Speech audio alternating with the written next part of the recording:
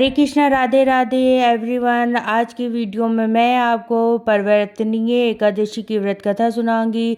परिवर्तनीय एकादशी को पद्मा एकादशी या जलछूलनी एकादशी, वाम एकादशी से नाम से भी जाना जाता है। तो चलिए परिवर्तनीय एकादशी की व्रत कथा शुरू करते हैं। अर्जुन ने कहा, हे भगवान, भादो मास के शुक्ल पक्ष की एकादशी का क्या नाम है तथा इसके व्रत की विधि क्या है? उस एकादशी के व्रत को करने से कौन सा फल मिलता है? हे मधुसूदन, ये सब समझाकर कहिए। भगवान श्री कृष्ण बोले, हे अर्जुन, भादो मास के शुक्ल पक्ष की एकादशी को जयंती एकादशी भी कहते हैं। इस एकादशी की कथा के सुनने मात्र से ही समस्त पापों का नाश हो जाता है और प्राणी स्वर्ग का अधिकारी हो जाता है। इस जयंती एकादशी की कथा से निश्चित पापों का भी उद्धार हो जाता है। यदि कोई धर्मपरायण मनुष्य एकादशी के दिन मेरी पूजा करता है तो मैं उसको संसार की पूजा को फल देता हूँ। जो मनुष्य मेरी पूजा करते हैं उसे मेरे लोक की प्राप्ति होती है, इसमें निश्चय मात्र भी संदेह नहीं है। जो मनुष्य इस एकादशी के दिन श्री वाम भगवान की पूजा करते हैं वो तीनों देवता अर्थात ब्रह्मा विष्णु महेश की पूजा करते हैं। हे अर्जुन, जो मनुष्य इस एकादशी का व्रत करते हैं उन्हें इस संसार में कुछ भी करना शेष नहीं है। इस एकादशी में श्री विष्णु भगवान करवट बदलते हैं, इसलिए इसे परिवर्तनीय एकादशी भी कहते हैं। इस पर अनिश्चित होकर अर्जुन बोले, हे श्री कृष्ण, आपके वचन को सुनकर मैं भ्रम में पड़ गया हूँ कि आप किस प्रकार से सोते तथा करवट बदलते हैं। अपने बल को क्यों बांधा और वाम रूप धारण करके क्या लीलाएं की? चतुर्मास व्रत की विधि क्या है तथा इसके सेवन करने पर मनुष्य का क्या कर्तव्य है? तो सब विस्तार पूर्वक कहिए। श्री कृष्ण भगवान बोले, हे अर्जुन, जब तुम पापों को नष्ट करने वाली इस कथा का श्रवण करो। त्रेता युग में बलि नाम का एक दानव था। वह अत्यंत भक्ति, दानी, सत्यवादी तथा ब्राह्मणों की सेवा करने वाला था। वह सदैव यज्ञ तप आदि किया करता था। अपनी इस भक्ति के प्रभाव से वह स्वर्ग में इंद्र के स्थान पर राज्य करने लगा।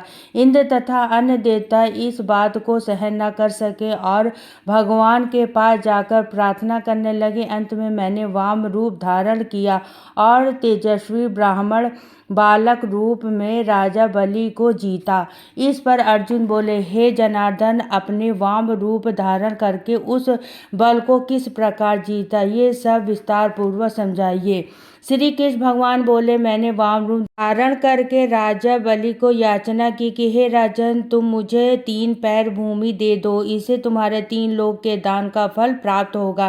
राजा बलि ने इस छोटे से याचना को स्वीकार कर लिया और भूमि देने के लिए तैयार हो गया। जब उसने मुझे वचन दे दिया तब मैंने अपना आकार को बढ़ाया और भूमि लोक पर पैर, भूवन लोक में जंघा, स्वर्ग लोक में कमर और मध्य लोक में पेट, जनलोक में हृदय, तप लोक में कंठ और सत्यलोक में मुख रखकर अपने सिर को ऊंचा उठा लिया। उस समय सूर्य, नक्षत्र, इंद्र तथा अन्य देवता मेरी स्तुति करने लगे। उस समय मैंने राजा बलि से पूछा कि हे राजन, अब मैं तीसरा पैर कहाँ रखूं? इतना सुनकर राजा बलि ने अपना सिर नीचे कर लिया। तब मैंने अपना तीसरा पग उनके सिर पर रख दिया और इस प्रकार देवताओं के हित के लिए मैंने अपने उस असुर भक्त को पाताल लोक में पहुंचा दिया। तब वह मुझसे विनती करने लगे। मैंने उसे कहा कि हे बलि, मैं सदैव तुम्हारे पास रहूंगा। भादो के शुक्ल पक्ष की परिवर्तनीय एकादशी नाम एकादशी के दिन मेरी एक प्रतिमा राजा बलि के पास रहती है और एक सिर सागर में शेषनाग के पास शयन करती रहती है। इस एकादशी को विष्णु भगवान सोते हुए करवट बदलते हैं। इस दिन त्रिलोक के नाथी श्री विष्णु भगवान की पूजा की जाती है।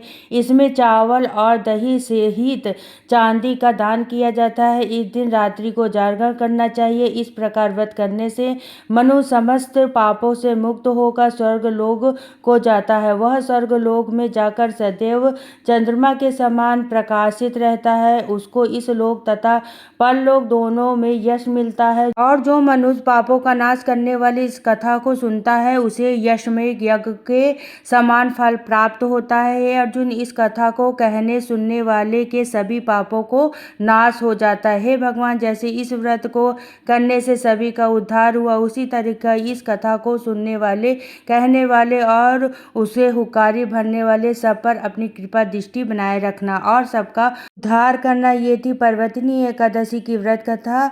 और अब हमने जो हाथ में पुष्प और तिल लिए थे वो भगवान विष्णु को चढ़ा देंगे अपनी मनोकामना पूर्ण करने के लिए। फिर अब प्रेम पूर्वक आरती करेंगे। भगवान विष्णु और लड्डू गोपाल आपकी सभी मनोकामनाओं को पूर्ण करें। फिर मिलती हूँ नेक्स्ट वीडियो में। तो सभी को राधे राधे, जय श्री कृष्ण, हर हर महादेव।